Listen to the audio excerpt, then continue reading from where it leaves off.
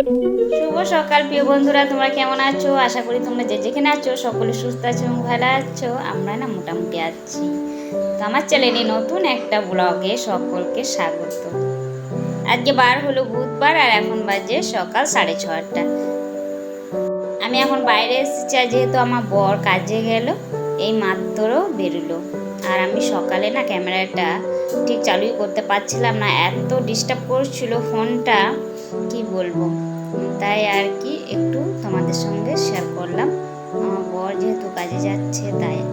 তো এদিকে দেখো আমার ছোট ছেলে আর কি ঘুম থেকে এখনও ওঠেনি, যেহেতু 6:30 বাজছে, তাই আর কি আমি উঠাচ্ছি না। কালকে যেহেতু সকালে উঠিয়ে দিয়েছিলাম, ঘুমটা ওর ভেঙে গিয়েছে কিন্তু এখন উঠেনি। আজকে আমি 5:30টায় উঠেছি আর তোমাদের দেখালাম রান্নাঘরটায় কি অবস্থা ছিল। তা আমি রান্নাঘরটা আবার সব পরিষ্কার করলাম। তো আমি সকালে না রান্না করে দিয়েছি আমার বরকে আর কি, তাই একটু অগোছালো ছিল সকালবেলায়, তাই গুছিয়ে নিয়েছি। তোমাদের সঙ্গে রান্নাঘরটা গুছানোটা শেয়ার করলাম না, তাই তোমাদের একটু আর কি দেখাচ্ছি। আর রাতেকার এঁঠো বাসন ছিল, সকালে যে রান্না বাসন ছিল ওই বাসনগুলো আর কি সব ধুয়ে আমি ওপরে আর কি রেখেছি। জল ঝরে গেলে আবার। আমার ছোট ছেলে দেখো কেমন মুখটা ভারী করে বসে আছে, আর ও যেন পড়া পাচ্ছে না, সেই জন্য আর কি ভারী করে বসে আছে। আমার ছোট ছেলে পড়াটা পাচ্ছিল না, ওই পড়াটাই আর কি দেখিয়ে দিলাম। আর এই কাপড়গুলো সকালে আমি ভিজিয়ে রেখে দিয়েছিলাম, ওই কাপড়গুলো আর কি কেচে মিলে দিচ্ছি। আজকে অনেক সকালে উঠেছি বললাম, তো প্রায় কাজগুলো হয়ে এসেছে। এই কাপড়গুলো মিলে আর কিছু কাজ আছে, করে নিয়ে চান করতে যাব। চান করে নিয়ে ঠাকুরকে ধূপ জলটা দিয়ে দেব, দিয়ে আবার আমার ছোট ছেলেকে একবার আজকে নিয়ে যাব ডাক্তার দেখাতে। আজকে আমার ছোট ছেলে স্কুল যাচ্ছে না, ওকে আর কি নিয়ে যাব ডাক্তার দেখাতে। আমার বড় ছেলে স্কুল যাবে, আর তো কয়েকদিন পরীক্ষা আবার চলে আসবে ওদের। আমার বর এই চাদরটা না নিয়ে যেত, ও রাতে যেহেতু কাজে যেত, তাই এই চাদরটা নিয়ে ও বিছিয়ে ওই যে জায়গায় কাজ করতো ওখানে একটু আর কি রাতে শুতো। তাই আর তো কাজে নিয়ে যাবে না, তাই এই চাদরটা কেচে দিলাম, শুকিয়ে ভাঁজ করে রেখে দেব। প্রতিদিনেরই কাপড় প্রতিদিনেরই কেচে নিই, তাই আজও কেচে মিলে দিলাম কাপড়গুলো। চান করে আর কি রেডি হলাম, আর আমার ছোট ছেলেকে ডাক্তার দেখাতে নিয়ে যাবো। আর চোখে কি হয়েছে যেন বুঝতে পারছি না জানি, তো আর কি দেখাতে নিয়ে যাবো। দেখো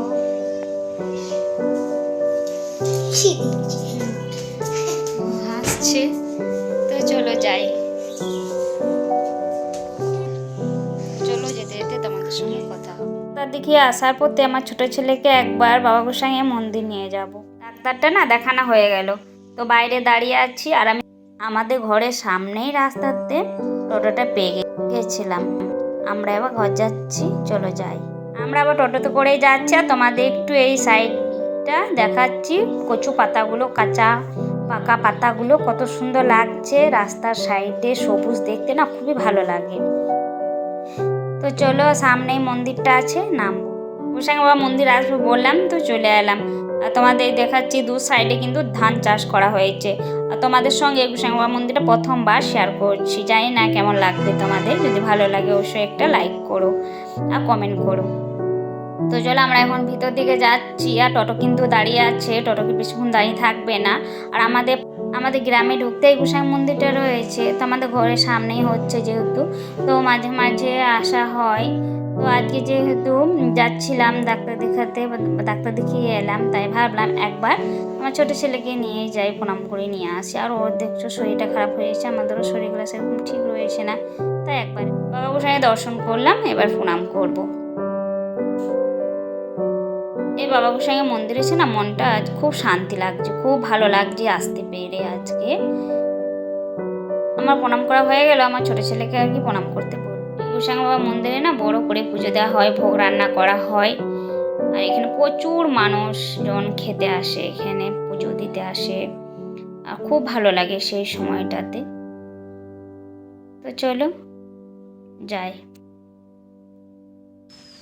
এই মাত্র আর কি ঘর এলাম, আর আমার ছোট ছেলেকে না ডাক্তার দেখালাম, তো এই একটাই ওষুধ দিয়েছে, তোমাদের দেখাচ্ছি।